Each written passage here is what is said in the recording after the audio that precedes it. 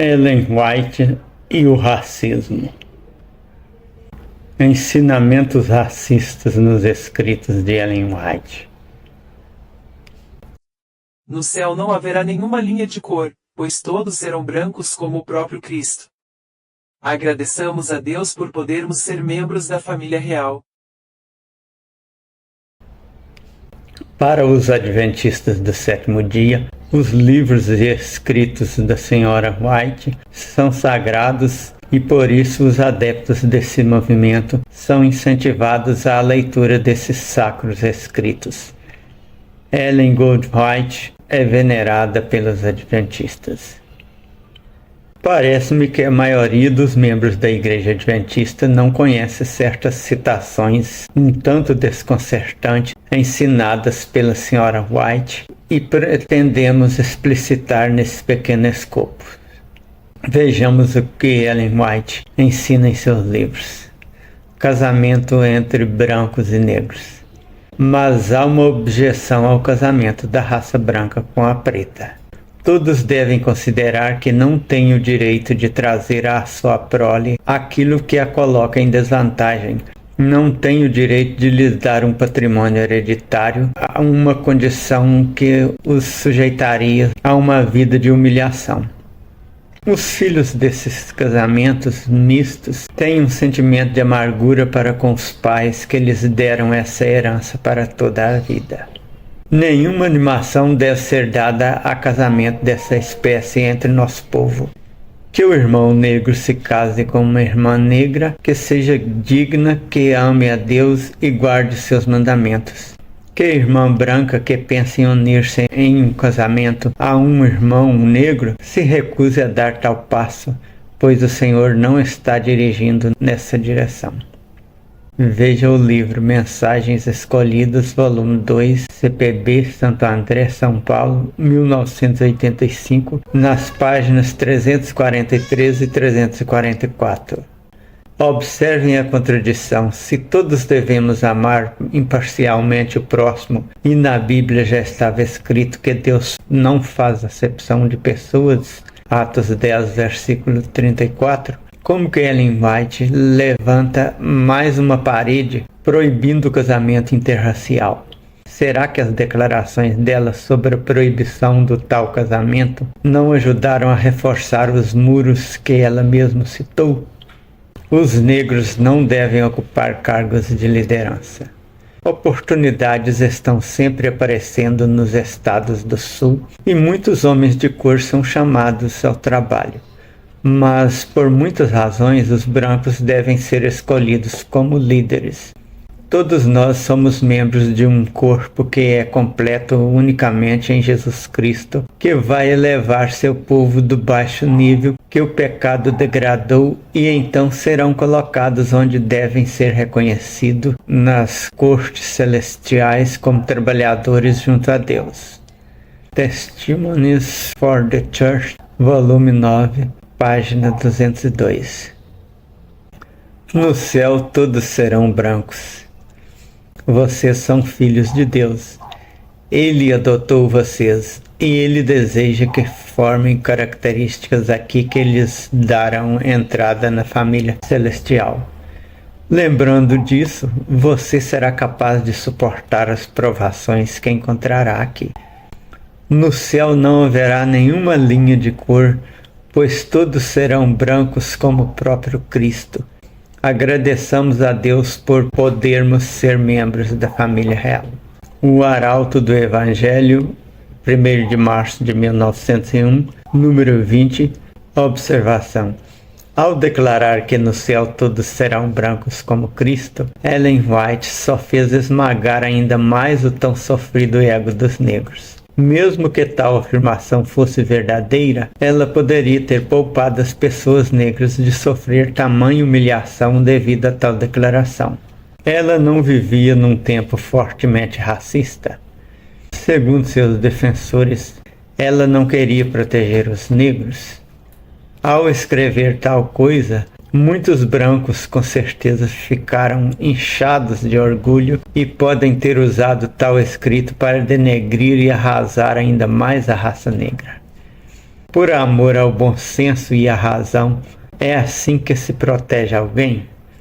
Aqui Ellen White exaltou a raça branca à altura do divino e rebaixou a negra ao nível do esquecimento, ou seja, deu mais munição aos racistas.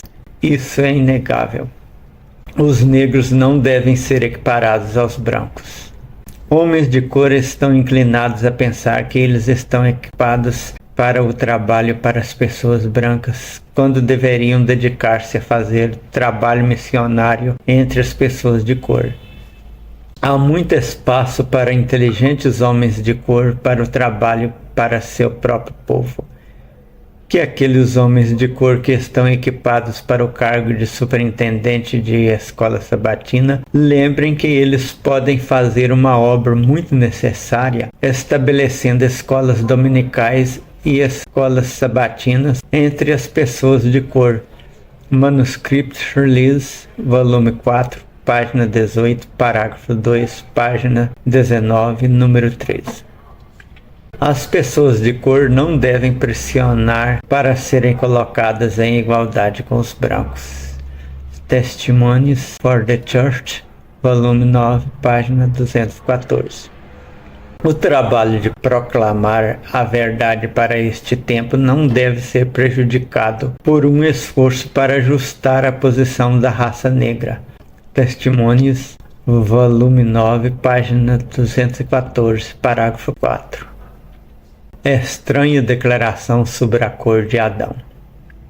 Nossa imagem, Gênesis 1:26, ao sair Adão das mãos do Criador, era de nobre estatura e perfeita simetria. Tinha mais de 2 vezes o tamanho dos homens que hoje vivem sobre a terra e era bem proporcionado. Suas formas eram perfeitas e cheias de beleza. Sua cútis não era branca ou pálida, mas rosada, reluzindo com a rica coloração da saúde. Eva não era tão alta quanto Adão. Sua cabeça alcançava pouco acima de seus ombros. Ela também era nobre, perfeita, em simetria e cheia de beleza. História da Redação, página 21. Amálgama, a origem das raças.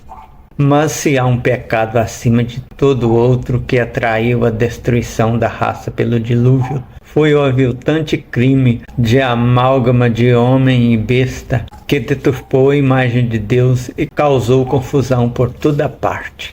Deus propôs-se a destruir aquela raça poderosa e longeva que corrompera os seus caminhos perante ele. Todas as espécies de animais que Deus havia criado foram preservadas na Arca de Noé. As espécies mescladas que Deus não criou e que foram resultado de amálgamas, mistura de raças, foram destruídas pelo dilúvio. Desde o dilúvio tem havido amálgama, mistura de raças entre seres humanos e bestas, como pode-se ver em certas raças de homens. Ellen White, em Spiritual Gifts, edição de 1864, e tornou a ser publicada em Spirit of Prophecy, na edição de 1870. É importante citar que os textos causaram grande alvoroço na época de sua publicação, tanto que foram excluídos das próximas edições, mas a prova de sua existência ainda hoje, pois a própria instituição adventista admite que existiram e tentam explicar nos links. Centro de Pesquisa Ellen White. Neste texto, Ellen White diz que há mistura de raças entre seres humanos e bestas. O que seriam essas bestas que cruzam com seres humanos? Será que ao declarar bestas, Ellen White se referia a animais irracionais? Se for este o caso, a Sra. White fez uma grave confusão, pois até hoje nunca se viu cruzamento de seres humanos com aves, répteis, felinos, equinos, ou seja, animais. Pelo menos a ciência ainda não identificou tal cruzamento. Quem ou o que seriam estas bestas com quem os seres humanos cruzaram? Será que seriam os negros? Ou haveria alguma raça nova entre os seres humanos e os animais? Isso é muito estranho e sério. Essas afirmativas deveriam ser revistas, pois são descontextualizadas e cheias de ranço e preconceito. A Igreja Adventista precisaria se posicionar diante desse quadro e assumir, se esse for o caso, que foi racista ou que sua profetisa falhou e foi infeliz em seus comentários.